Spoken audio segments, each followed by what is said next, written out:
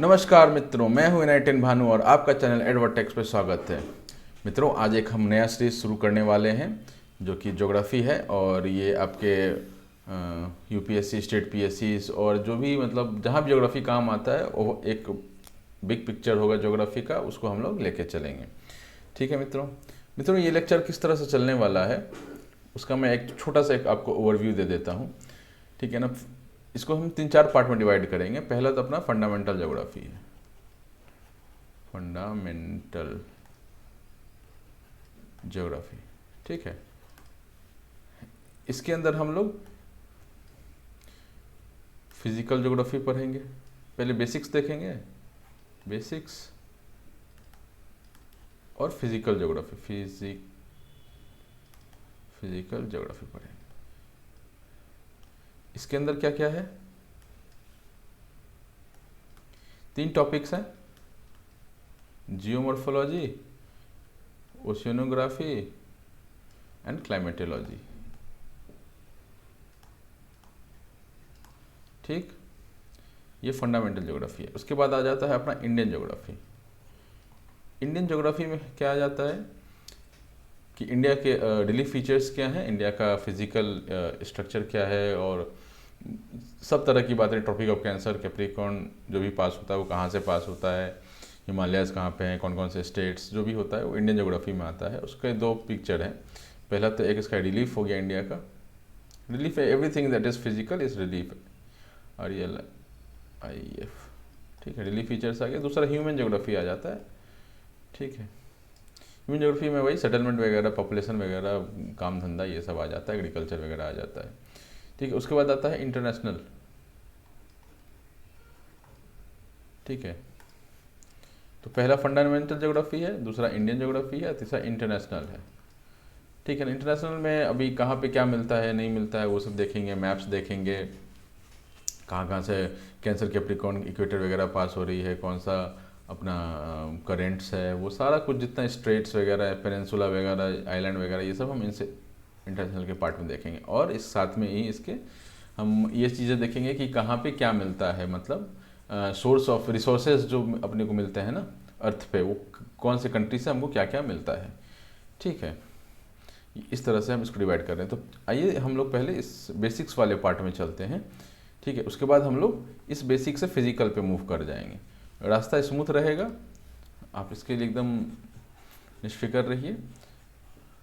ठीक है, थोड़ा टाइम लग सकता है लेक्चर्स अपलोड होने में, क्योंकि 2-3 सब्जेक्ट मैं पढ़ा रहा हूँ और मेरे पास कोई ऐसा टीम नहीं है कि मेरे को नोट्स वगैरह तैयार करके दे, और मैं खुद ही सब कुछ कर रहा हूँ ना, तो थोड़ा उसमें टाइम लग जाता है मेरे को। ठीक है मित्रों, आइए जो जितना जो मिलता जाए, आप ज्ञान है, हवा में है, आप लेते चलिए। ठीक है, तो पहले बेसिक्स में क्या देखते हैं, यूनिवर्स के बारे में कुछ फैक्ट्स देख लेते हैं। ये अपना यूपीएससी के काम से नहीं है, बट स्टेट पीएससीज वगैरह, एसएससीज वगैरह कहीं पे आ सकता है। ठीक है, आप अचानक से पूछ दे कि भाई गैलेक्सी का क्या मतलब है। ठीक है, तो अभी आप कंफ्यूज हो जाएंगे, यार गैलेक्सी क्या होता है। तो उस वर्ड्स को क्लियर रखने के लिए कि जस्ट इन केस कहीं आगे भी आता है और आपके एग्जाम्स के पॉइंट ऑफ व्यू से, तो हम लोग कुछ कुछ फैक्ट्स देखते चलते हैं। जैसे पहला क्या है, गैलेक्सी। गैलेक्सी क्या, स्टार्स इन अ क्लस्टर। ठीक है, एक गैलेक्सी है, जैसे हमारा कौन सा है, हमारा मिल्की वे गैलेक्सी है।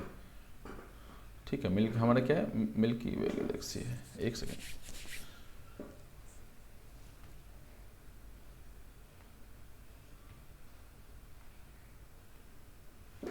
ठीक है, हमारा मिल्की वे गैलेक्सी है। अब इस मिल्की वे गैलेक्सी में कितने स्टार्स हैं, ये देखिए आपके पास, इकाई, दहाई, सैकड़ा, हजार, 10,000, लाख। ठीक है ना, 1 लाख मिलियन स्टार्स हैं हमारे पास इस मिल्की वे में। मान लेते हैं ये मिल्की वे इतना बड़ा है, इसमें 1 लाख मिलियन स्टार यहाँ पे हैं। ठीक है, उसमें से एक स्टार अपना सन है, उसमें से 1 लाख मिलियन स्टार में से एक सन है। 1 मिलियन मतलब 10 लाख होता है। ठीक है, आपको ये याद होना चाहिए कि 1 मिलियन मतलब 10 लाख होता है, और ये 1 लाख लिखा हुआ है।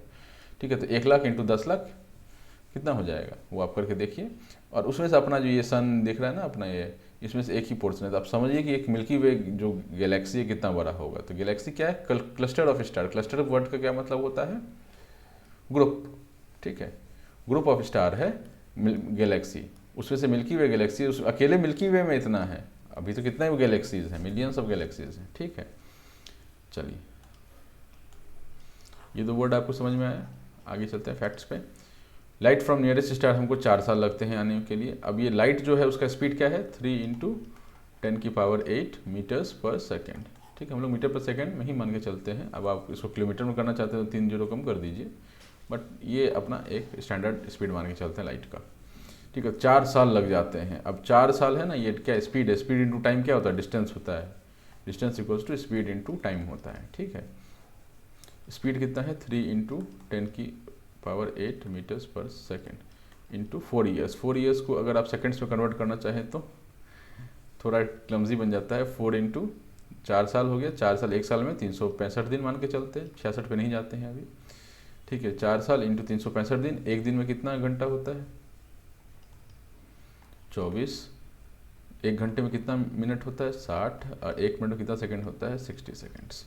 अब इसको आप मल्टीप्लाई कीजिए, जो आंसर आएगा वो आपकी दूरी हो जाएगी अर्थ से, जो हमने कहा ना 4 साल लगता है। मतलब इतना तो लगता ही है, उससे भी ज़्यादा भी लग सकता है। अगर और दूर होगा तो और ज़्यादा समय लगेगा। आप ये करके देखिए, आप पता चल जाएगा कितना दूरी है, कितना बड़ा ये ब्रह्मांड कितना बड़ा है ना। ठीक है, अगले टॉपिक पे आते हैं। लाइट फ्रॉम सन कितना लगता है, 8 मिनट लगता है सन से लाइट आने में। अब सन इतना दूर है, वहाँ से 8 मिनट लगता है, और मून से 1 सेकंड में ही हम पहुँच जाते हैं। तो मून कितना दूरी पर होगा, 3 × 10⁸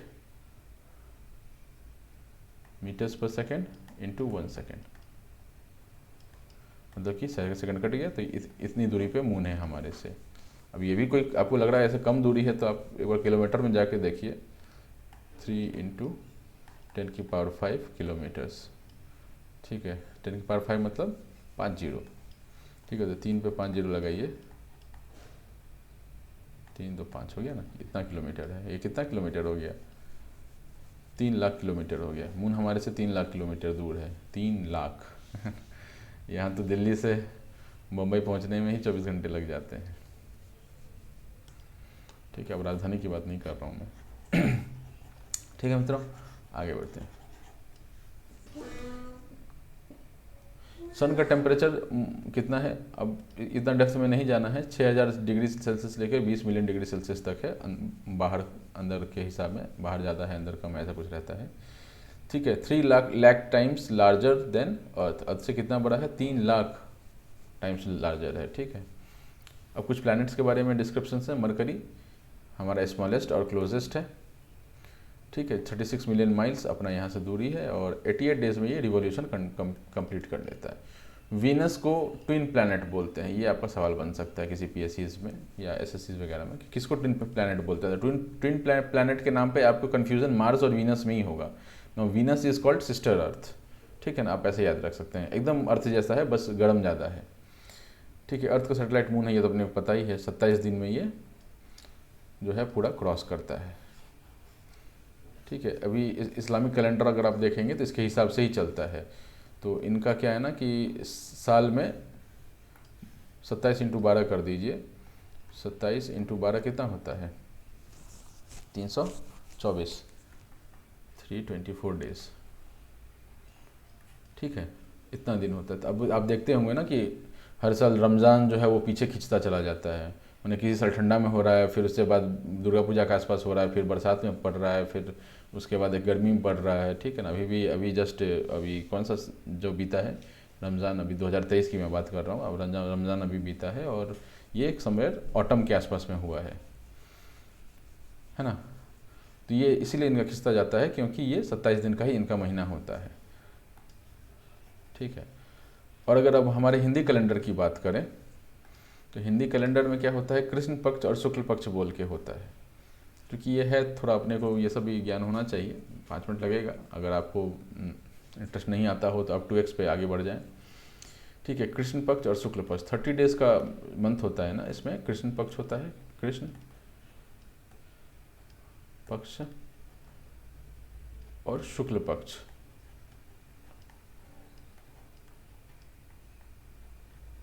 कृष्ण पक्ष होता है, डिक्रीजिंग मून को कृष्ण पक्ष बोलते हैं। मून जब छोटा होता जाता है ना, मून क्या है कि मून बड़ा होता जाएगा, है ना।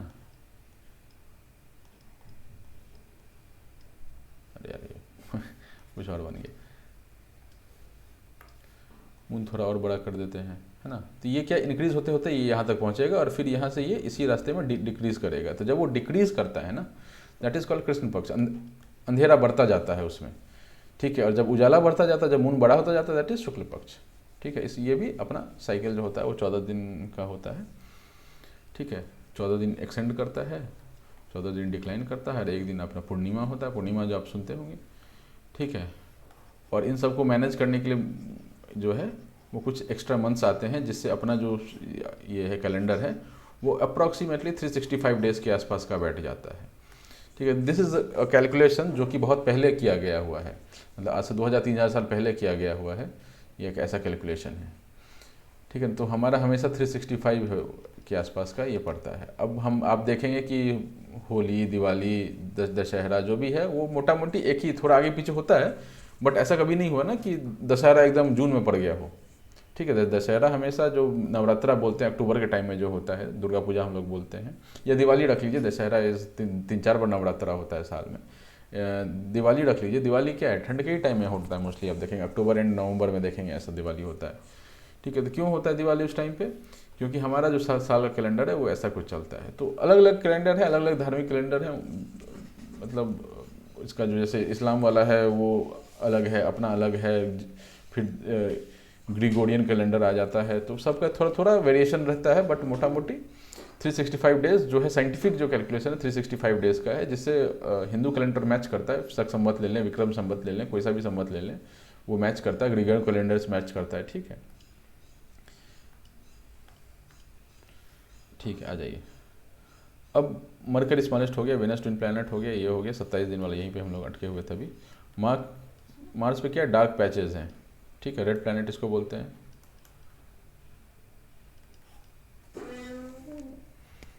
जुपिटर क्या है, लार्जेस्ट है अपने सोलर सिस्टम का। Jupiter is the largest planet.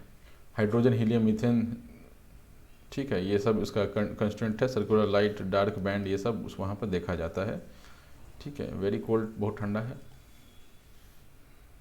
तो ये लार्जेस्ट पे एक सवाल हो सकता है, मतलब वो भी नहीं होना चाहिए, बट क्योंकि बहुत ज़्यादा अब ट्रिवियल हो चुका है, कंपटीशन इतना बढ़ चुका है कि ऐसे सवाल आप पूछते नहीं हैं। बाकी अब बताना है तो सब कुछ ही बताना है। हाइड्रोजन, हीलियम, मीथेन, ये सब इसका कंस्टिट्यूएंट है, ठीक है। सैटर्न में 7 रिंग्स, अभी 7 रिंग्स ये थोड़ा ये हो गया, इससे ज़्यादा रिंग्स आ चुके हैं अभी, मतलब डिस्कवर हो चुका है, ठीक है। ये मैं जब पढ़ रहा था तो उस टाइम के नोट्स है, तो इसको एक बार चेक करके आप लोग अपलोड कर लेंगे। वैसे रिंग्स का नंबर कोई नहीं पूछता, क्योंकि वो हर दिन हर समय कुछ ना कुछ डिस्कवर होता ही रहता है, तो इस पर सवाल नहीं आएगा। रिंग्स इसमें, इसीलिए मैंने रिंग्स इसमें नहीं लिखा हुआ है, क्योंकि ये इंक्रीज़ हो रहा है। अपने को पता नहीं होता है ना कि मतलब एग्जैक्टली कितने रिंग्स हैं। तो पहले क्या था, कितना अपना साइंटिफिक टेम्परामेंट, या टेम्परामेंट नहीं बोलेंगे, टेक्नोलॉजी बोलेंगे, जिससे डेवलप नहीं था, तो उस सब एक टाइम में साथ ही पता था, अभी ज़्यादा पता हो गया है, ठीक है। सेकेंड लार्जेस्ट है रिवोल्यूशन, 29 साल 29.5 ईयर्स लगता है, ठीक है। यूरेनस ब्लूइश ग्रीन, ठीक है। यूरेनस क्या है, ब्लूइश ग्रीन है, 50 टाइम्स लार्ज अर्थ से, 15 टाइम्स हैवी अर्थ से, और ऑर्बिट्स ईस्ट टू वेस्ट, ठीक है। अभी ये जो ऑर्बिट ईस्ट टू वेस्ट आया है ना, ये थोड़ा ऑड है। ऑड क्यों है? हमारा अर्थ कैसे घूमता है, हमारा अगर आप ये अर्थ मान लेते हैं, ये अर्थ है, यहाँ पे अपना भारत है ना, इंडोनेशिया, मलेशिया, यहाँ ऑस्ट्रेलिया है, और यहाँ पे ऐसा आ जाता है, फिर अरब के देश आ जाते हैं, फिर ये अफ्रीका मान लेते हैं, है ना, ऐसा कुछ है ना अपना, और ऊपर में रसिया वसिया, आर्टिक सर्कल, ये सब है। तो हमारा क्या हो रहा है कि सन क्या है कि आप देखते होंगे कि सन इधर से निकलता है ना, ईस्ट से निकलता है, वेस्ट को जाता है, ठीक है। तो सन तो मूव कर नहीं रहा है, अर्थ मूव कर रहा है। तो कोई भी चीज़ अगर आपको पीछे जाते हुए दिख रही है, गाड़ी में कोई भी चीज़ आपको अगर दिख रहा है कि पीछे जा रहा है, कोई आदमी खड़ा है, आपको क्या दिखेगा? जब कोई आदमी खड़ा है और आप किसी गाड़ी में बैठे हुए हैं, तो आदमी आपको पीछे जाते दिखेगा, मतलब आप आगे जा रहे हैं। वो स्टेबल है, आप मूव कर रहे हैं, और वो आपको पीछे जाता दिख रहा है, तो आप आगे की ओर जा रहे होंगे, राइट। ये आप सोच सकते हैं, किसी भी बाइक पे, गाड़ी पे, बस पे, ट्रेन पे, कहीं भी बैठे होंगे, कोई चीज़ बाहर स्टेबल है, पेड़ मान लीजिए, ठीक है। पेड़ अगर पीछे की ओर जा रहा है, मतलब कि आप आगे की ओर जा रहे हैं, राइट। तो उसी तरह अगर सन आपका ईस्ट टू वेस्ट जा रहा था, तो मतलब कि अर्थ जो है इस साइड घूम रही होगी, है ना, अर्थ ऐसे घूम रही होगी, तभी तो सन इधर से इधर जाता दिख रहा था, है ना।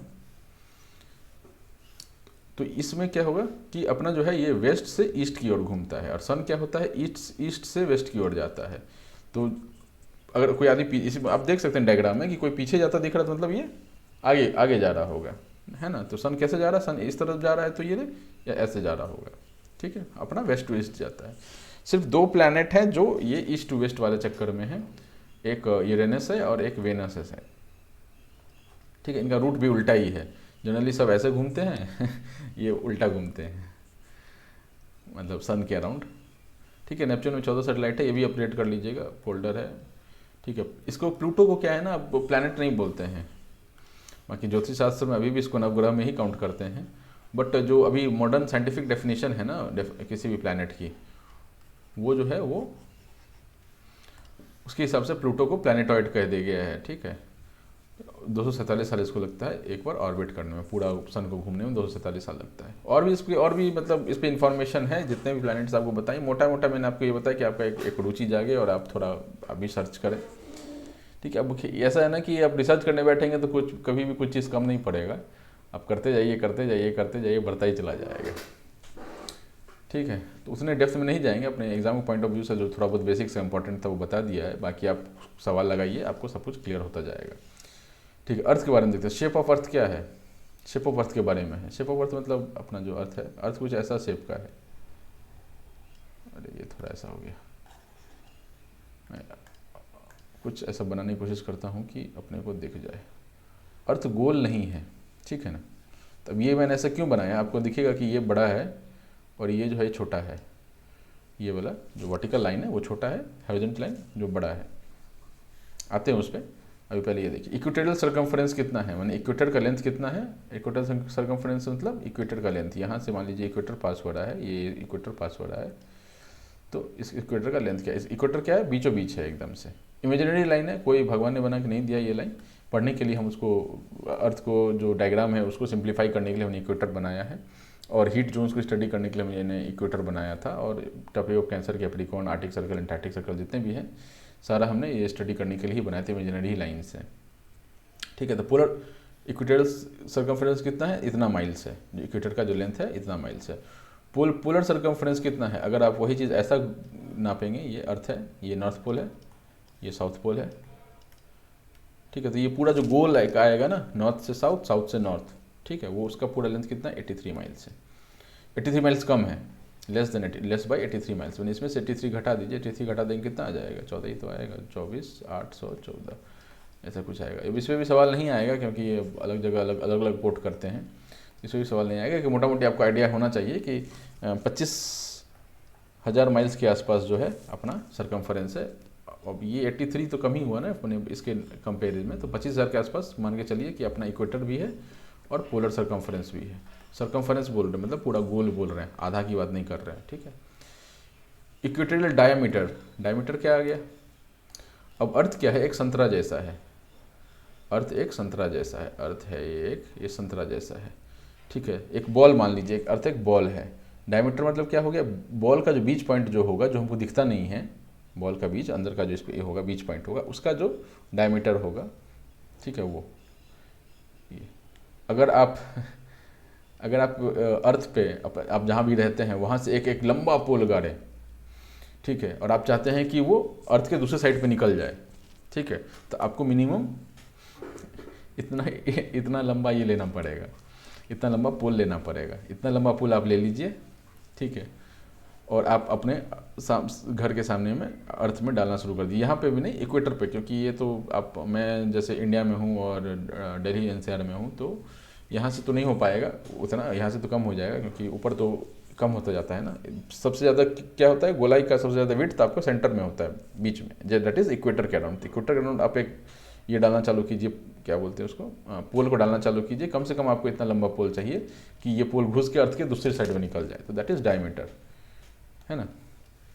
पोलर डायमीटर कितना है, 26 माइल कम है, ठीक है। तो आप ये देख रहे होंगे कि जो अर्थ का जो बल्जिंग है वो इधर ज़्यादा है और ये थोड़ा कम है, ठीक है। तो अगर कोई बोलता है अर्थ गोल है, तो नहीं, अर्थ गोल नहीं है, अर्थ इज़ नॉट गोल, ठीक है। मैं हाथ से डायरेक्ट हाथ से तो बना भी नहीं सकता, कॉम्पास चाहिए होगा, कॉम्पास प्रकार या कुछ तो चाहिए होगा।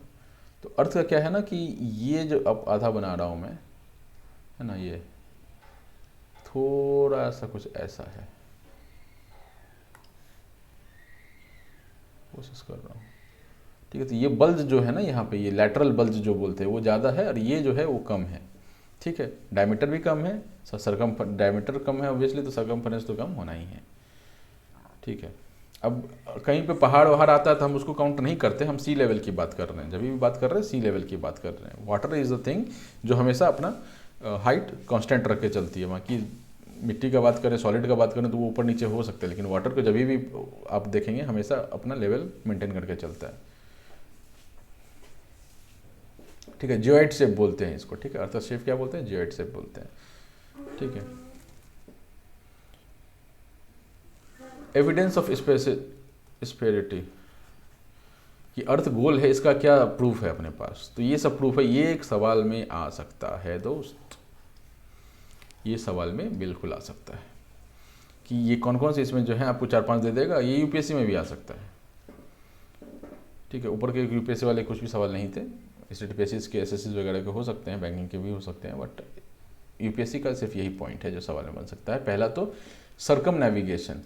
सरकम नेविगेशन इज कि अर्थ था एक, मतलब अर्थ था नहीं, अर्थ है एक, इस पर आप इधर से शुरू कीजिए और इधर निकल जाइए, आप वापस इधर पहुंच जाएंगे। तो अब ये गोल सर्व है तभी तो आप ऐसे घूम के यहाँ पहुंच गए, है ना, that is circumnavigation. Circular horizon, आप कभी देखे होंगे, कहीं भी आप टॉप बिल्डिंग पे चले जाइए, आपको दिखेगा कि एक पार्ट के बाद आपको ज़मीन दिखना बंद हो रहा है। होराइजन किसको बोलते हैं, होराइजन वर्ड का मतलब क्या है, जहाँ पे आपको धरती और आकाश मिलता हुआ दिखता है ना। अब दूर पे देखेंगे तो आप देखेंगे कि धरती और आकाश मिलता है, this point is horizon. Horizon से सनराइज करता है, होराइजन से सनसेट करता है। बट आप जनरली ये आपको किसी पर्टिकुलर जहाँ पे वेदर साफ होता है वहीं देखने के लिए मिलेगा, बाकी अपने घर के छत से देखेंगे तो आपको सन तो थोड़ा मतलब होराइजन से ऊपर से निकलता दिखता है। इट्स जस्ट बिकॉज कि यहाँ पे बहुत ज़्यादा पॉल्यूशन है या कुछ एक्सवाइजेड फैक्टर्स हैं जिसका नहीं दिखता है, नहीं तो जनरली जहाँ बोलते हैं ना सनसेट पॉइंट, कहीं घूमने के लिए जाएंगे वहाँ बोल रहा है कि सनसेट पॉइंट है, सनराइज पॉइंट है, तो सनसेट पॉइंट सनराइज पॉइंट मतलब क्या होता है, जस्ट ये होराइजन से दिखता है निकलता हुआ, दैट इज सनसेट पॉइंट, या डूबता हुआ। ठीक है, दैट इज सनसेट पॉइंट। ठीक है, सनराइज पॉइंट कौन सा है, जहाँ से होराइजन से निकलता दिखता है, और सनसेट पॉइंट कहाँ है, जहाँ पे होराइजन घुसता हुआ दिखता है। But still there is a possibility कि आप वहाँ जाएँ और आपको दिख जाए कि पहले ही बादल वादल लग जाए और सब मजा गिड़गिड़ा कर दे। ठीक है, तो there is always possibility of something else. तो ये होराइजन का मतलब ये हो गया सर्कुलर होराइजन। आप देखेंगे तो आपका ये गिरता हुआ दिखेगा। ठीक है, और ये देखेंगे आप हल्का, आपको ऐसा दिखेगा, आपको हर जगह ऐसा नहीं दिखेगा। आप कहीं आप सी पर सी लेवल पे, आप समुद्र के तट पे चले जाइए, या फिर आप बहुत ज़्यादा हाई बिल्डिंग पे चले जाइए, बुर्ज खलीफा पर चढ़ जाइए, वहाँ से आपको दिखेगा ऐसा सर्कुलर होराइजन। और दूसरा चीज़ ये भी ना कि आकाश गिरता हुआ दिख रहा है, तो वो भी आपको दिखेगा कि ऐसा कर गिर रहा है, मतलब कि ऑब्वियसली अर्थ का भी उसके साथ टर्न हो रहा होगा। ठीक है, शिप्स विजिबिलिटी, ये आप समुद्र तट पे जाइए, आपको आप देखेंगे क्या कि पहले शिप का ना ये दिखना चालू हो, झंडा दिखना, पहले झंडा चलता था ना ऐसा हवा वाला, ये दिखना चालू होगा। फिर थोड़ी देर बाद क्या दिखना चालू होता है आपको थोड़ा हल्का शिप का ऊपर वाला भाग दिखना चालू होता है, और इसके ऊपर ये झंडा दिखना चालू होता है। थोड़ी देर बाद और क्या दिखता है आपको कि पूरा शिप आ चुका है ऊपर में, और ये दिखना चालू हो जाता है। तो ये क्यों, ये पोर्शन यहाँ पे भी तो था, दिख क्यों नहीं रहा था, जस्ट बिकॉज कि वो गोल है। सनराइज और सनसेट ये मैं बता चुका हूँ आपको, होराइजन से ही दिखता है। लूनर इक्लिप्स, लूनर इक्लिप्स का क्या मतलब है, एक होता है सोलर इक्लिप्स, एक होता है लूनर इक्लिप्स। सूर्य ग्रहण, चंद्र ग्रहण। सूर्य ग्रहण क्या होता है, आपको अगर ये कन्फ्यूजन होता हो सोलर इक्लिप्स और लूनर इक्लिप्स में, तो सूर्य ग्रहण सोलर इक्लिप्स और लूनर इक्लिप्स किसको बोलते हैं, चंद्र ग्रहण को बोलते हैं। तो ग्रहण लगना मतलब क्या होता है कि अर्थ जो है वहाँ से हमको क्या दिखेगा, सूर्य ग्रहण लगा मतलब सूर्य दिखना बंद हो गया, मतलब चांद यहाँ पे होगा, सूर्य यहाँ पे होगा। ठीक है, तो अगर आप इसके शैडो जोन में पढ़ते हैं तो आपको जो है ये सन बिल्कुल भी नहीं दिखेगा, तो ये सूर्य पे ग्रहण लगा, सूर्य दिखना बंद हुआ। चंद्र ग्रहण क्या होता है, चंद्र पे ग्रहण लगता है, चांद दिखना बंद हो जाता है। अगर ये है और अर्थ यहाँ पे है, ठीक है, और सूर्य थोड़ा बड़ा सा यहाँ पे है, ठीक है, तो इसका शैडो इस पर पड़ेगा, है ना। तो अगर आप यहाँ पे हैं तो आपको ये मून दिखना बिल्कुल ही बंद हो जाएगा। ठीक है, मतलब इसका तो शैडो पूरा इसमें ही आ जाता है, ऐसा मान लीजिए। ठीक है, ये इधर से रेज आ रहे हैं, इधर से आ रहा है। अब इसमें ज़्यादा डिटेल नहीं जाते हैं कैसे होता है सूर्य ग्रहण, वो साइंस की चीज़ है। ठीक है, अगर कोई टॉपिक में आएगा तो बता देंगे, बट ये साइंस की चीज़ है, शैडो वगैरह जो फॉर्मेशन होता है। तो जब ऐसा हो जाता है तो ये पूरा इसके शैडो में जा चुका है, ये नहीं दिखता है। ठीक है, तो इसको कैसे बोलना चाह रहा है कि लूनर इक्लिप्स में क्या होता है कि लूनर इक्लिप्स में जब पूरा शैडो नहीं पड़ा होता है, ये अपना अर्थ हो गया ब्लू ब्लू, ये मून हो गया। मान लेते हैं इस अर्थ का शैडो ऐसा पड़ रहा है, ठीक है। अभी चांद आया इसमें ऐसा, है ना। तो चांद पे क्या आपको यहाँ से क्या दिखेगा, इस पॉइंट से क्या दिखेगा आपको, ये तो डार्क में चला गया, है ना। तो आपको ये दिखेगा चांद कैसा दिखेगा, चांद आपको ऐसा दिखेगा। तो ये जो कर्व बना वो किस चीज़ का कर्व बना है, इसके शैडो का कर्व बना है ना। इस ये जो कर्व बना है, चांद आपको ऐसा दिख रहा है, वो उसके शैडो का कर्व बना है, ठीक है। और अगर चांद आपको ऐसा दिखता है, कभी भी ऐसा दिखता है, तो वो आपको इसका शैडो के कारण ही दिखता है ऐसा, ठीक है ना। तो जब भी ग्रहण लगता है, ठीक है, तो आपको ये जो कर्व दिख रहा है, ये पता, ये कर्व क्या है, इसका शैडो है, अर्थ का शैडो है। तो जब कर्व अर्थ का शैडो है, मतलब शैडो क्या होता है, एक आपका जैसा फिगर होता है वैसा ही तो शैडो होता है। तो अर्थ अगर गोल है तो ही तो उसका कर्व जो है उस बन रहा है, मतलब इससे ये प्रूव होता है अर्थ अपना गोल है। इस पे स्फेरिकल प्लानिटरी बॉडीज, मैंने और भी आप चीज़ देख सकते हैं, जुपिटर मार्स सैटर्न जो भी है सब गोल ही है, तो ये भी गोल ही होगा, ठीक है। अब अलग से ये चिपटा नहीं हो सकता ना कि भाई सब गोल है और ये चिपटा हो जाए, ऐसा नहीं होता है, ठीक है।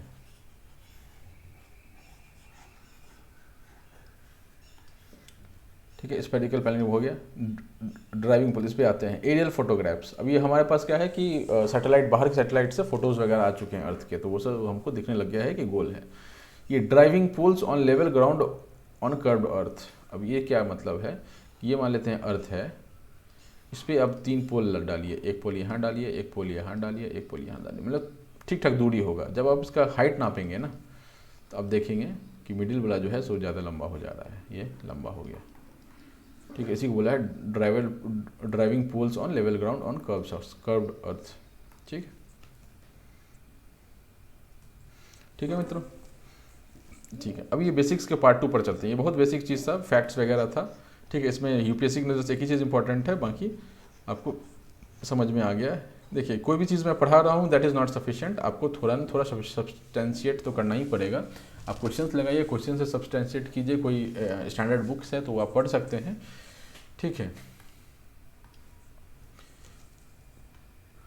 क्योंकि अगर मैं ऐसा बोलूं कि भाई मैं जितना पढ़ा रहा हूँ उसी से सारा सवाल आ जाएगा, तो नहीं, कॉन्सेप्ट उसी से होगा लेकिन सवाल अलग से बन सकता है, ठीक है। और यूपीएससी तो माहिर है ना कि जो पढ़ाया जाता है उसे बाहर से पूछना है, ठीक है। आ जाइए, अब सेकंड पार्ट ऑफ बेसिक्स पे चलते हैं, वो है अपना ज्योग्राफी। ज्योग्राफी मतलब ज्योग्राफी चल रहा है, उसका बेसिक क्या है। इस जियो वर्ड का मतलब क्या है, जियो मतलब अर्थ हो जाता है, ठीक है, यहाँ लिखा है देखिए, अर्थ हो जाता है। ग्राफी मतलब स्टडी हो जाता है, ठीक है। ग्राफी मतलब स्टडी होता है, आप कोई भी ये ले सकते हैं, और भी ये ले सकते हैं। ग्राफ मतलब स्टडी, और कहीं भी आपको मिल जाए। लॉजी भी स्टडी होता है, और बायोलॉजी जैसे बोलते हैं, बायोलॉजी, बायो मतलब लाइफ हो गया, लॉजी मतलब स्टडी हो गया। वैसे ग्राफी जो है वो स्टडी के लिए हम लोग यूज़ कर लेते हैं, ठीक है। ठीक है, ज्योग्राफी को हम 2 भाग में तोड़ते हैं, एक फिजिकल ज्योग्राफी है और दूसरा ह्यूमन ज्योग्राफी है। फिजिकल ज्योग्राफी में क्या पढ़ते हैं, लैंडफॉर्म, एटमॉस्फेयर, हाइड्रोस्फीयर, बायोस्फीयर, ये सब हम लोग फिजिकल ज्योग्राफी में पढ़ते हैं। और बायोस्फीयर में भी इन्वायरमेंट आ गया है, एक अलग से सब्जेक्ट ही आ गया। इनफैक्ट मैं जब 8th में था, समवेयर इन 2005-06, उस समय नया एक ये बुक ऐड हुआ था हमारे स्कूल के करिकुलम में, दैट वाज इन्वायरमेंट एजुकेशन, ठीक है। उससे पहले तक कहीं भी ये अलग से किताब नहीं होता था, ज्योग्राफी के थ्रू ही इसको बायोस्फीयर को पढ़ाते थे। लेकिन अब इन्वायरमेंट कंसर्न आने लग गया है कि ग्लोबल वार्मिंग हो रहा है, मेल्टिंग हो रहा है, आइलैंड सब डूबने लग जाएंगे। तो इस केसेस के लिए क्या है कि हमको ये पढ़ना ज़रूरी है, ताकि आप जब भविष्य में एक बड़े होकर आप अच्छे नेता या कुछ ऐसा कानून बनाने वाले बनेंगे या लीडर बनेंगे, तो आप इन चीज़ों को भी ध्यान में रखेंगे, ठीक है ना। बट अफसोस ऐसा कुछ होता नहीं है, ठीक है। जल्दी आ जाइए, चलिए। Physical geography, landforms, atmosphere, hydrosphere and biosphere. Hydrosphere मतलब हाइड्रो मतलब वाटर होता है, एटमॉस्फेयर तो आपको हवा पता ही है, लैंडफॉर्म्स जो अपन ज़मीन पर देखते हैं, ठीक है। माउंटेन वगैरह लैंडफॉर्म्स के अंदर में ही आते हैं। लैंड जो फॉर्म हो, लैंड का जो अलग अलग फॉर्म है दैट इज़ लैंडफॉर्म्स, ठीक है। ह्यूमन ज्योग्राफी में हैबिटेशन का क्या पैटर्न है, पॉपुलेशन का क्या ये है, ज़्यादा कम है, एग्रीकल्चर देखते हैं क्या क्या कहाँ पे क्या उगता है, ठीक है। इंडस्ट्रीज, रिसोर्सेज वगैरह देखते हैं, ठीक है। कश्मीर में अभी खजाना मिल गया अपने को, ठीक है। कौन सा खजाना मिल गया पता कीजिए आप, ठीक है। आ जाइए, अभी फंडामेंटल ज्योग्राफी का ये जो पार्ट है, इसमें फंडामेंटल्स ऑफ ज्योग्राफी में, इसमें ये जो अपन इससे पहले कि हम फिजिकल ज्योग्राफी में मूव करें, फिजिकल में जियोमॉर्फोलॉजी, क्लाइमेट्री, ओशनोग्राफी, इससे पहले हम थोड़ा सा इसका अर्थ के हिसाब किताब देख लेते हैं, ठीक है।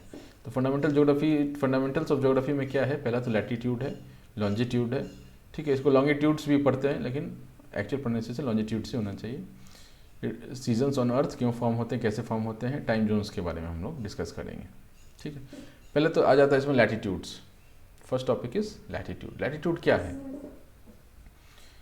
लैटीट्यूड क्या है? तो डेफिनेशन का अगर देखा जाए तो angular distance of a place from the equator. अब आपको लैटीट्यूड क्या दिखता है? आप अगर थोड़े भी फेमिलियर हैं लैटीट्यूड से, तो आपको लैटीट्यूड देखते हैं, ये मान लेते हैं इक्वेटर है, ये ट्रॉपिक ऑफ कैंसर है, ये आर्कटिक सर्कल है, ठीक है, ये आपका ट्रॉपिक ऑफ कैप्रिकॉर्न, ये एंटार्क्टिक सर्कल, ठीक है, ये ऐसा आता है ना, ये 0 डिग्री है। अब क्या है ना कि आपको कैसे पता कि भाई ये, अब ये क्या बोल दिया यहाँ पे, angular distance of a place from the equator, equator से एंगल डिस्टेंस। अब ये जो है ना, ये डिस्टेंस और ये डिस्टेंस जो है वो सेम नहीं है, ठीक है, डिस्टेंस सेम नहीं है, मतलब कि एंगुलर डिस्टेंस सेम है। तो एंगल कौन सा एंगल, ठीक है, यही अपना सवाल है कि लैटीट्यूड में भी एंगल का कंसेप्ट आता है। ये 0 डिग्री, ठीक है, ये यहाँ पे ये 90 डिग्री, ये 0 डिग्री है, 90 डिग्री है, 90 डिग्री नॉर्थ है, ये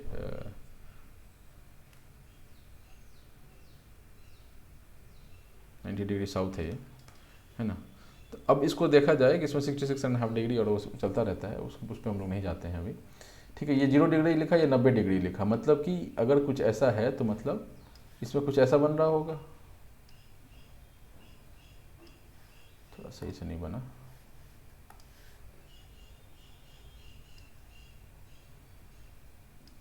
है ना, ये 90 डिग्रीज है, ठीक है। जो आपको ये टीचर बोलता है ना, जिनको मैथ समझ नहीं आता है, वो आर्ट्स ले लो, कॉमर्स ले लो, मैथ्स एक ऐसी चीज़ है जो सबको समझ में आना चाहिए, आना क्या चाहिए, आता भी है, बट ये है ना कि आप एनर्जी नहीं डालते हैं उस चीज़ में, पहले ही दिमाग में सेट कर लेते हैं, ठीक है। कोई भी रुकावट तब तक रुकावट नहीं है जब तक आप उसको रुकावट नहीं मानते हैं। अब बताइए, कोई आपको बोल रहा है कि आपको मैथ्स आपका बहुत कमज़ोर है, आप रेस्टोरेंट गए, 550 का खाना खा लिया आपने, 1000 का नोट दिया, अभी तो 1000 का नोट नहीं है, 2000 का नोट दिया, ठीक है, आपको वापस मिलता है 1450 रुपया, ठीक है। क्या आप ये डिसाइड नहीं कर पाएंगे कि 1450 रुपया सही मिला है या गलत मिला है? बिना मैथ्स के तो नहीं कर पाएंगे, मतलब आपको मैथ्स तो आता है, तो इतना मैथ्स को ये लेकर नहीं चलना है। कुछ चीज़ें हैं जो टफ होती जाती हैं कभी, मतलब जैसे ही आप क्लासेस में आगे बढ़ते जाते हैं, बट इतना टफ कभी नहीं होता जब तक आपका इंटरेस्ट नहीं आए, and after all it is interest that matters, ठीक है ना। ठीक है, आ जाइए इस पर, ये 90 डिग्री वाला, अभी ये 0 डिग्री है, ये 90 डिग्री, मतलब ऐसा कुछ बन रहा होगा। अब ये पॉइंट कहाँ पर है, ये this is at the centre of the earth, ठीक है, this is at the centre of the earth, मतलब कि सेंटर ऑफ द अर्थ मतलब गोल है, इसके बीच में एक सेंटर है, यहाँ से सीधा लाइन जो है वो इक्वेटर है, दैट इज़ 0 डिग्री, और यहाँ से सीधा ऊपर है वो आपका पोल हो गया। बीच में भी एंगल्स आ रहे होंगे, 30 डिग्री, 60 डिग्री, 75 डिग्री, ऐसा करके 15 डिग्री, ये आ रहा होगा ना बीच में, ये आ रहा होगा बीच में, ये सॉरी,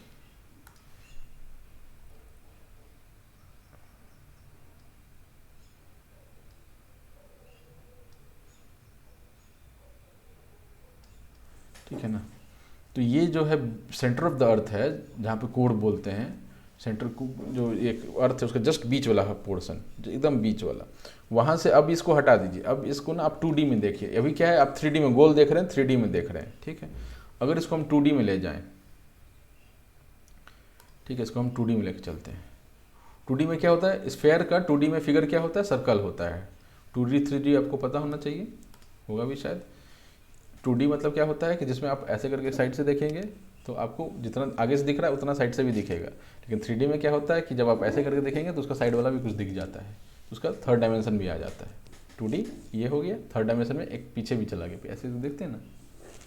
तो जब हम लोग क्या है 3D वर्ल्ड में रहते हैं, तो आप किसी को भी, जैसे सामने आदमी खड़ा है या कोई थोड़ा उधर टर्न है, उसका चेहरा देखना है आपको, आप ऐसे करके देख लेते हैं, चेहरा दिख जाता है, दैट इज 3D, क्योंकि आपने एक और डायमेंशन बढ़ा दी, सामने से तो दिख रहा था 2 डायमेंशन, एक्स और वाई, और पीछे साइड का देखने के लिए आपने थोड़ा सा ऐसे किया, लेकिन वही अगर 2D में फ़ोटो लगा दिया जाए, वहाँ एक आदमी का साइड देखता हुआ फ़ोटो हम लगा देते हैं और तब आप ऐसे करते देखने का, तो क्या आपको दिख जाता उसका चेहरा? नहीं दिखता उसका चेहरा। या कोई सा भी फ़ोटो ले लीजिए, जब आपके पास मोबाइल में फ़ोटो हो, तो अब 3D का फ़ोटो आपने 2D में ले रखा है, तो अगर किसी आदमी का उसमें ये वाला पोर्शन नहीं आया है फ़ोटो में, तो क्या आप ऐसे करके देख लेंगे उसका फ़ोटो? नहीं देख पाएंगे। दैट इज़ 2D, क्योंकि 2 डायमेंशन में आप 3rd डायमेंशन की चीज़ नहीं देख सकते हैं। लेकिन 3 डायमेंशन में जब हम लोग एक्चुअल एग्जिस्ट कर रहे हैं, जब हम ऐसे करके देखते हैं तो किसी आदमी का चेहरा हमको दिख जाता है।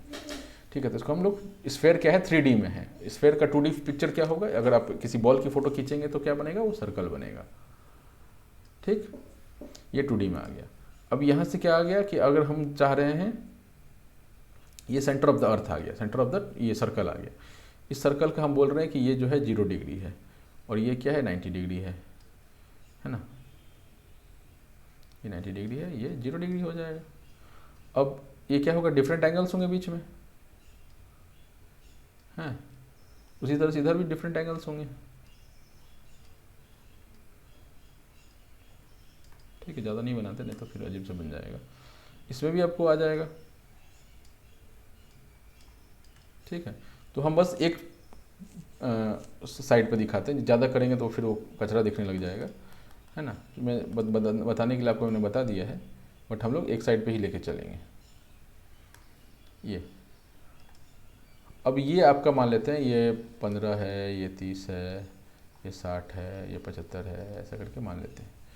ठीक है, ये आपके पॉइंट्स आ गए हैं। ठीक है, तो अब क्या है कि एंगल सेम मान के चलने के लिए हमको 45 भी चाहिए होगा।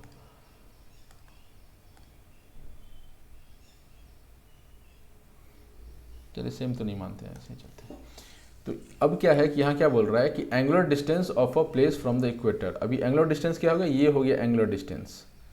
ठीक है, तो लैटिट्यूड्स क्या हैं कि ये जो पॉइंट्स बन रहे हैं, तो जब आप इस फोटो पे जो पॉइंट आप क्रिएट किए हैं उसको आप वापस 3D में लेके आएंगे, तो वो पॉइंट क्या हो जाएगा, पूरा एक्सटेंड होगा लाइन की तरह।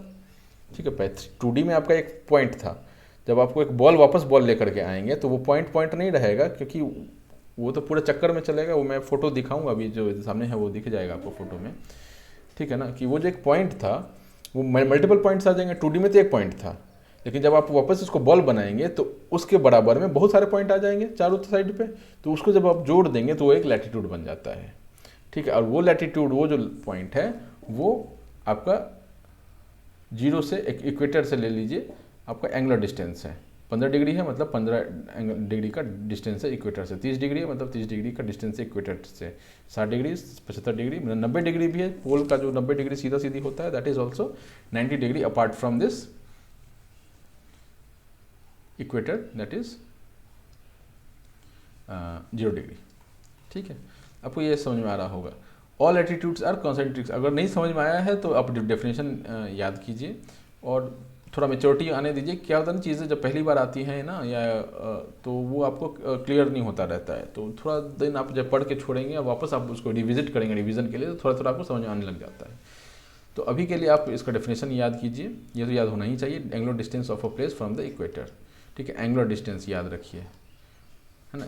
एंगल वर्ड इंपॉर्टेंट है, क्योंकि एंगल पे ही सब टिका हुआ है। All latitudes are concentric circles. Concentric circles क्या होते हैं, दो ऐसे सर्कल जो इक्वी डिस्टेंट हो, जिनके जो पॉइंट्स हो हमेशा इक्वी डिस्टेंट हो और वो कभी एक दूसरे को टच ना कर रहे हों। दिस इज एक ये सर्कल है, एक ये सर्कल है, दिस इज कॉन्सेंट्रिक सर्कल। ये और ये पॉइंट हमेशा इक्वी डिस्टेंट होंगे। ठीक है, तो आप दो लैटिट्यूड कोई सा भी ले लीजिए, हमेशा आपको वो दोनों पॉइंट आपको इक्वी डिस्टेंट दिखेंगे एक दूसरे से। ठीक है, ये पैरेलल एज वेल ये भी कह सकते हैं। अब इस फोटो में देखिए, इस फोटो में एक्सप्लेन किया गया है ये चीज़ को।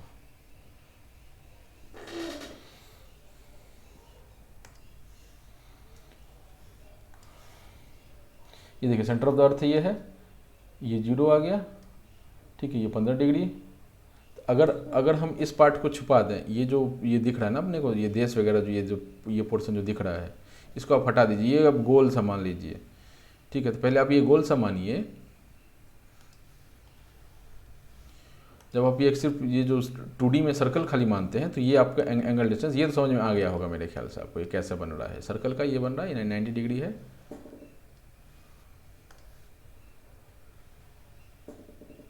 है ना, ये 90 डिग्री है, राइट। अब बीच में ये एंगल्स आ गए, तो ये सिर्फ पॉइंट्स होंगे, जब सर्कल सिर्फ होगा तो ये पॉइंट्स होंगे, लेकिन जब आप इसको वापस बॉल में ले जाएंगे तो ये ऐसे से बहुत सारे पॉइंट आने लग जाएंगे, ठीक है। अब वो जो ऐसा खड़ा है ना, ऐसा जो खड़ा है उसको आप घुमाते चलिए। अभी तो 2D में था, सिर्फ ऐसा ही था, लेकिन जब आप उसको 3D में ले जाएंगे तो चारों साइड घुमा सकते हैं, है ना। तो इसके कॉरस्पॉन्डिंग आपको सारे पॉइंट्स मिल जाएंगे, देख रहे हैं, पॉइंट्स मिल जाएंगे। जब आप उसको जोड़ेंगे तो ये एक लैटिट्यूड बन के आ जाता है। ये दोनों का डिस्टेंस हमेशा सेम होगा, इन दोनों के बीच का, इन दोनों के बीच का हमेशा सेम होगा। अब इन दोनों के बीच का भी हमेशा सेम होगा, तो इसको कंसेंट्रिक सर्कल से बोल लेते हैं, ठीक। तो ये क्या है, एंगुलर डिस्टेंस, इसी को बोल दिया गया है कि लैटिट्यूड्स क्या है, एंगुलर डिस्टेंस से, कहाँ से, इक्वेटर से एंगुलर डिस्टेंस की तरफ होता है। अब इसको क्या किया गया हुआ है कि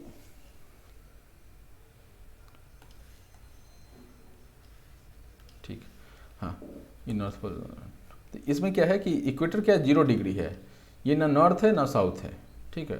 चाहे तो दोनों है या कोई भी नहीं है, 0 डिग्री है सिर्फ, ठीक।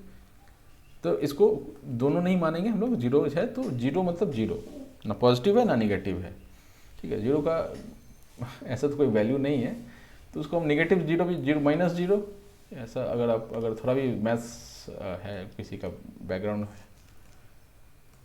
नहीं भी हो तो भी कोई बात नहीं। अगर 0 डिग्री माइनस 0 डिग्री या प्लस 0 डिग्री बराबर ही होता है ना, ये तो नॉर्मल कॉन्सेप्ट की बात है, नॉर्मल समझने की बात है, राइट।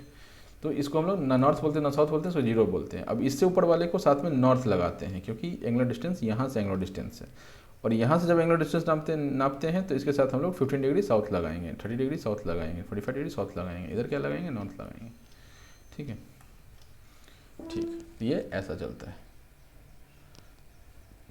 ठीक है मित्रों। ये अपना लैटिट्यूड हो गया।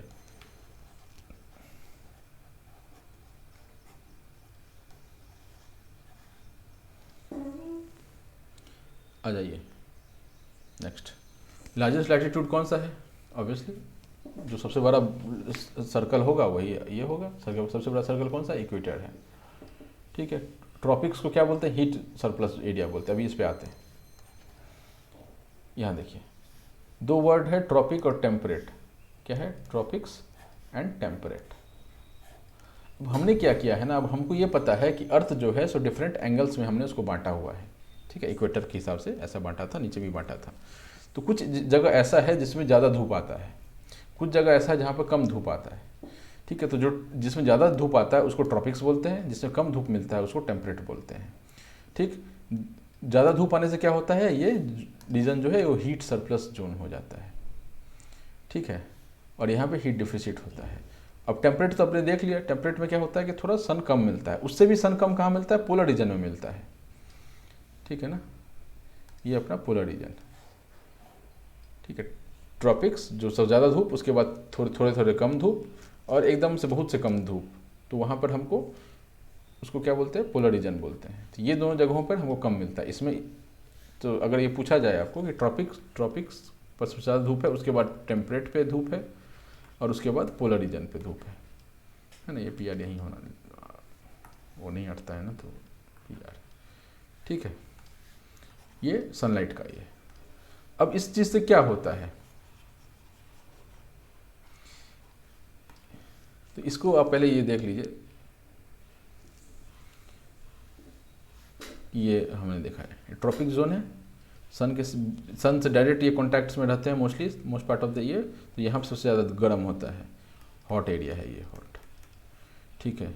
ये थोड़ा गुड टेम्परेचर एरिया है, बहुत कोल्ड नहीं बोलेंगे, गुड टेम्परेचर बोलेंगे, मतलब ठंडा भी नहीं है गर्म भी नहीं है, ठीक है। अभी हॉट बोल दिया ना इसको, तो इसको हम लोग इस बसंत बहार बोलते हैं, बसंत बहार नहीं, मतलब बसंत ऋतु क्या बोलते हैं उसका, स्प्रिंग बोलते हैं ना, स्प्रिंग सीजन जो बोलते हैं, जहाँ पे जब ठंडा भी नहीं होता है गर्म भी नहीं होता, तो यहाँ पे हमेशा स्प्रिंग जैसा क्लाइमेट होता है, स्प्रिंग जैसा क्लाइमेट होता है। ये हमेशा हॉट होता है, ये स्प्रिंग जैसा क्लाइमेट होता है, ठीक है। और ये क्या है, ये एकदम कोल्ड है, कोल्ड एकदम बहुत गजब वाला ठंडा वाला एरिया है ये, कोल्ड, ठीक है। तो आपको ये समझ में आ रहा है कि यहाँ पे ज़्यादा धूप मिलता है तो जो हॉट है, यहाँ पे थोड़ा कम धूप मिलता है तो स्प्रिंग है, ना ठंडा है ना गर्म है, और ये वाला पोर्शन जो है ये कोल्ड है। अब ये लाइन जो है सो कोई दीवार नहीं है, इमेजिनरी लाइन है, ठीक है। यहाँ पर जैसे आप इसे बढ़ते जाएंगे ठंडा बढ़ता जाएगा, ठीक है। इधर जैसे बढ़ते जाएंगे वो गर्मी बढ़ता जाएगा। अब इस हिसाब से क्या है कि इक्वेटर पर सबसे ज़्यादा गर्म होना चाहिए, लेकिन नहीं होता सबसे ज़्यादा गर्म इक्वेटर पे, वो हम लोग आएंगे जब इस टॉपिक पे तब देखेंगे, ठीक है। लेकिन ये एरिया जो है ना, ये जो ट्रॉपिकल जोन जो हम बोल रहे हैं, that is the hottest area on earth, ठीक है। सबसे ज़्यादा टेम्परेचर इसी में मिलेगा हमको, ठीक है। अब थोड़ा हम ना इस पर आप स्टैंडर्ड जो मान के चलते हैं, जो मेन टॉपिक्स सॉरी लैटिट्यूड्स मान के चलते हैं, वो देख लीजिए। 90 डिग्री नॉर्थ पोल को बोलते हैं, 66.5 डिग्री आर्टिक सर्कल बोलते हैं, 23.5 डिग्री नॉर्थ, ये नॉर्थ वर्ड याद रखिएगा, नॉर्थ लगा हुआ है ना। ट्रॉपिक ऑफ कैंसर बोलते हैं, 0 इक्वेटर हो गया, 23.5। ट्रॉपिक ऑफ कैप्रिकॉर्न हो गया, 66.5 साउथ ये लिखा हुआ है ना। एंटार्क्टिक हो गया, और 90 डिग्री जो है वो साउथ पोल हो गया, ठीक। अब टेम्परेचर भी देख लीजिए, ये देख रहे हैं आप, 24 degree plus 26 degree plus 22 degree, ठीक है। तो मोटा मोटी ये रहा। अब ये यहाँ से यहाँ देखिए, जब ठंडा होता जा रहा है ये -7 डिग्री पे पहुँच गया, और ऊपर चले गए आप एकदम ठंडा में, तो ये -23 डिग्री सेल्सियस चला गया, ठीक है। और वो जो मैंने आपको स्प्रिंग वाली बात बताई थी ना, स्प्रिंग टाइप का यहाँ पर मौसम रहता है, तो वो मतलब आप -7 देख के बोलेंगे कि भाई यहाँ पे तो -7 थोड़ी ना स्प्रिंग जैसा मौसम होता है। बट ओवरऑल एक मैंने बोला है, ऐसा कुछ ये नहीं है कि एकदम से हर जगह एक ही जैसा होता है। अब भारत में मान लीजिए रेगिस्तान है, और उसी के लैटिट्यूड पे आपको एक छोटा नागपुर प्लेटो भी देखने के लिए मिल जाता है। तो छोटा नागपुर प्लेटो ठंडा होता है और रेगिस्तान गर्म होता है, ठीक है। तो वो अलग अलग जगह पर अलग अलग हो सकता है। तो एकदम उसको ये क्या बोलते हैं, दीवार जैसा मान के नहीं चलें कि भाई पूरा में इतने दूर पूरे में ऐसा रहता होगा, ये हमारा देश का बाउंड्री है नहीं, ठीक। इसके बाद आता है सीजन्स ऑफ अर्थ।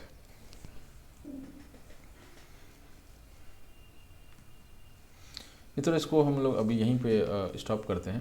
इसके बाद नेक्स्ट पार्ट में अभी बनाऊंगा, ताकि एक वीडियो ज़्यादा लंबा नहीं हो। तो आप मुझे ग्रेक्स 1192 पे फॉलो कर सकते हैं, इंस्टा पे हूँ मैं, ठीक है। और सब्सक्राइब शेयर करें प्लीज़, ठीक है। अब पसंद आया हो तो लाइक करें, और गुरु दक्षिणा देना हो तो मेरे प्रोफाइल डिटेल्स में आप जाएंगे तो उसमें मेरा आपको UPI ID मिल जाएगा। I am not asking for it, आपकी इच्छा है, ठीक है ना।